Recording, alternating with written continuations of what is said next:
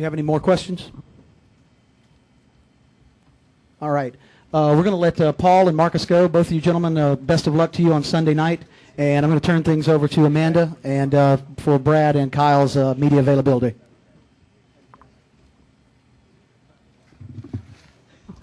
Okay, we'll go ahead and open it up for questioning. If you have a question for Kyle or Brad, please raise your hand. Wow. I tell you. Okay. I know. Hello. Brad over here, George Diaz with the Orlando Sentinel. Can you just talk about the run you've been on lately, the last month, that obviously there's a coincidence, maybe not, that it's coincided with you getting hurt with the foot? I mean, can you kind of try to put this whole thing in perspective and how it's gone for you?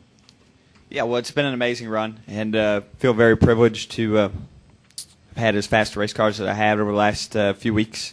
When you run through a point in time where you don't have fast race cars, it certainly feels good to get in some good equipment and get going, and it's certainly an honor. So, I wish I could pinpoint, what exactly it is, but I have a hard time believing that having a broken foot makes you a better race car driver. So, I think it's really just the team coming together and clicking as one, and proud to be a part of that.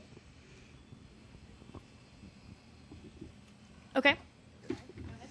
Dwight Drum, RaceTake.com. Brad, you mentioned something about cycles last week as far as cycling in, having a good cycle and maybe having a bad cycle as long as it wasn't at the wrong time. Could you kind of expand? I've asked a couple other drivers, by the way, they agree with you. Do you think there's a cycle theory with teams? Well, yeah, teams in general, and I think it's more than just in NASCAR, but it always does work in cycles, and you try your best to capitalize when you're on the top of the cycle, and you try your best to minimize the amount of time you're at the bottom of the cycle. And when you have success, you can kind of learn what it takes to repeat it, hopefully, and kind of minimize the bad part of it. So, like I said, we're on the top of the cycle right now, and it could very easily turn around and put us at the bottom of the cycle here when it counts in the chase. But hopefully we can just ride the wave and it works out for us. Okay. Ed Hinton, ESPN.com. Recent history, everybody talks about Tony Stewart, Kurt Busch, and Casey Kane here as far as running well in these night races here. But the kind of the waves both of you guys have been riding is present history. I mean, is current way you're running more important than history at this racetrack? And I guess what I'm asking, are you two guys as likely to be up front at the finish as the ones everybody's talking about, well, they won last year or the year before? I don't think you can look at previous stats and draw conclusions from them.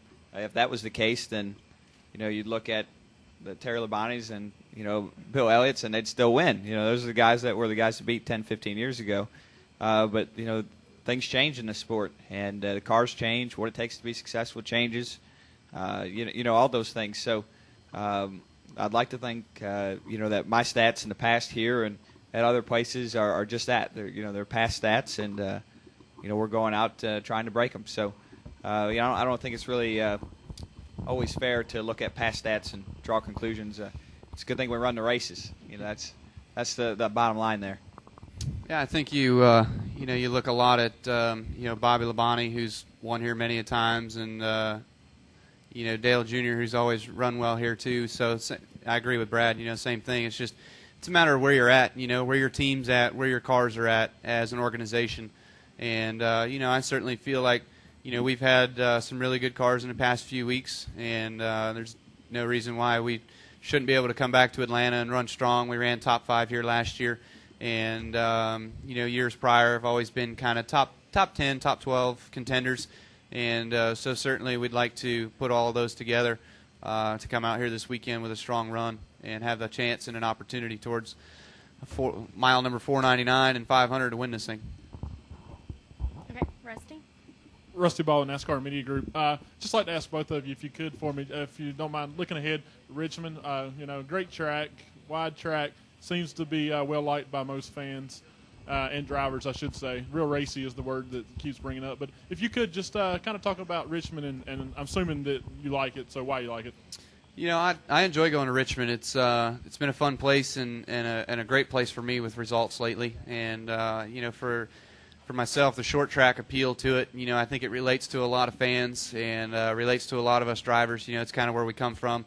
The Saturday night under the lights kind of local short track deal. So to me, Richmond's a tough little place, though. You know, you've got to have good brakes, got to get it wound down, got to be able to roll the center really well and get the power down, especially off turn 2 as well as turn 4, you know. And so with the way the track kind of is laid out, you know, it lends itself to some good racing, being able to get a run off the top side when the top is good and keeping the momentum through the inside lane as well, too, and not letting yourself get bogged down too much racing side by side with somebody. So to me, it's a fun place. We enjoy going there, and certainly looking forward to getting back. Yeah, Richmond in general is just a unique short track that seems to really fit our sport very well and our style of racing. So, you know, it's just big enough to where we can really get up some speed, but small enough to where we can, you know, rub fenders without causing huge wrecks and so forth. So I think a lot of drivers enjoy it accordingly. I think the fans appreciate it as well. You know, the racing there has really changed over the last few years from what it used to be like. So we'll just have to see how it continues to change, and it ought to be a good race. Okay, we'll go to Jeff, Dustin, and then over here.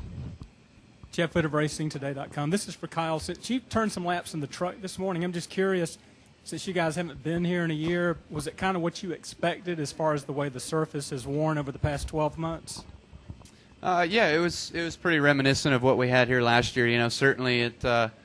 You get out there and it's like, all right, same old Atlanta, you know, just can't really find the feel you're looking for, but certainly just trying to do the best you can and putting the corner together. So, you know, it was definitely pretty grippy to begin with, and as the more it heated up, certainly the more it lost grip and you were out of the throttle. So with a night race here, practicing during the day and then going into a night race, certainly that adds a different element to everything, but certainly we'd like to think that you know, we've got a good basis to think how that's going to change. You know, running a night race here. I think it was 2008 maybe there was a truck night race here, and you know, go back to some of those notes and see how all it differed. Okay, Dustin. Dustin Long, Landmark Newspapers, for Kyle. I've got 2 questions. One, can you talk about what happened looking back at Bristol? I think a lot of people were surprised that with the 14th place finish, just expect you to be up there more often, if that was just what kind of came out of that. And secondly, can you talk about in 2009, when you were the last couple races trying to race your way into the chase, what that was like, and is there a way to compare that to what it's like, at least at the beginning of the chase, the pressures, or if you put any additional pressures on yourself, or what that feeling's like for guys trying to race their way in as opposed to what the chase is like?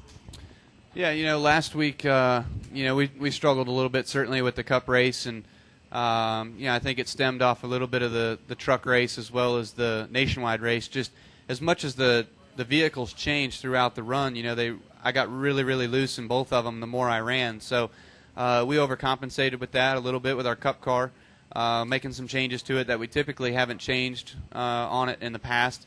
And I think we dialed ourselves out of the box, you know. We got up to as high as 6th or 7th there and was running decent, you know. It was certainly a track position race. Not a lot of guys passed a lot of guys, unfortunately. But, you know, we felt like if we could have the opportunity come down towards the end of the race to take 2 tires or have a good pit stop and get out with 4 up front, you know, we'd have a shot at winning the thing. But, you know, we definitely didn't have our magic that we've had there in the past, so we missed a little bit there. You know, and with the pressures that are added trying to make the chase, or, you know, when the chase starts, or even through the chase for the last 3 races, whatever it might be, you definitely put some pressure on yourself. You know, I remember 2009 just trying to get through the last 3 weeks, and you know, we win at Bristol, we come to Atlanta and struggle a little bit. I think Michigan was one of those 2 that, you know, we didn't run very well at. So it's... you know, when you're in that position, you're thinking anything that you can do to minimize your losses and try to just get a good day would be good. But when you finish, I think we finished 12th here, and then 8th at Richmond. Those aren't two bad finishes, but we missed the chase, and so it's definitely, it can come down to the most, and it means the most to your team and to your guys and to your sponsors and your manufacturer and everything that you are in the chase, because ultimately that's what you set out for in the beginning of the year. But there's 28, 30 great teams out there every week, and there's only a spot for 12 to make the chase. So it's a very limited number of guys. Ron Felix, Insider Racing News. This is a question for both of you. How are you two getting along now? Go ahead, Kyle. I'm good knowing what I got to do is on the racetrack is to win my own races, and he's got to do the same thing. So it's good enough for me. Okay. On that, we'll end this session. Good luck, Kyle, to you tonight, and good luck to you guys tomorrow and Sunday.